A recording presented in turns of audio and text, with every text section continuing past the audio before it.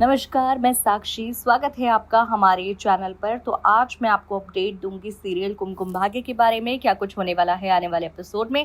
चलिए आपको उसकी पूरी जानकारी दे देती हूँ। आने वाले एपिसोड में आप देखेंगे कि किस तरीके से यहाँ पर अब प्रार्थना जो है वो अपने परिवार के साथ शिवांश के घर आकर बस चुकी है।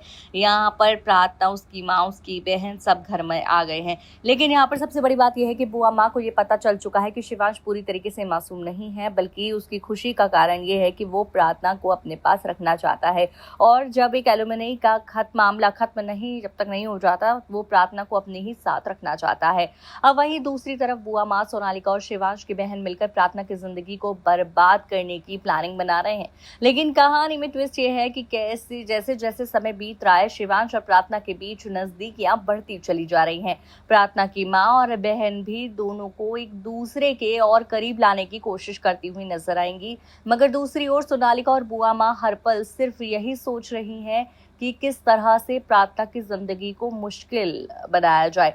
इसी बीच कहानी में आएगी जन्माष्टमी का स्पेशल एपिसोड। इस एपिसोड में जहां एक तरफ पूरे घर में उत्सव और जश्न का माहौल होगा, वहीं दूसरी तरफ ड्रामा और सस्पेंस भी अपनी चरम पर सीमा पर होगा। सोनालिका खुद को राधा के रूप में तैयार करती है ताकि सबकी नजरें बस उसी पर टिक जाए। लेकिन वहीं प्रार्थना भी तैयार होती हुई नजर आएगी और खास बात यह है कि उसे सजाने संवारने में शिवांश खुद उसकी मदद करेगा।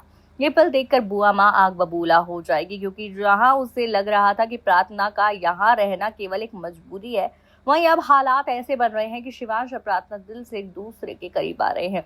कहानी में आगे दिखाया जाएगा कि बुआ माँ और सोनालिका एक खतरनाक प्लान बनाएंगे, जिसके जरिए वो प्रार्थना को नुकसान पहुंचाने की कोशिश करेंगे।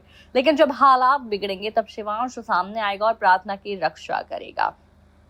शिवांश का ये कदम देखकर सोनालिका हैरान रह जाएगी। उसने सोचा था कि राधा बनकर वो सबका ध्यान अपनी ओर खींच लेगी, लेकिन असल में शिवांश पूरी तरीके से प्रार्थना को देखा रहता है, उस पे खोया रहता है और सोनालिका को नजरअंदाज कर देगा। और यही वजह है कि सोनालिका का गुस्सा और भी बढ़ जाएगा और वो प्रार्थना के खिलाफ और बड़ी षड्यंत्र रचने वाली है। कमेंट में जरूर बताइए किस ट्विस्ट का ज्यादा वेट कर रहे हैं।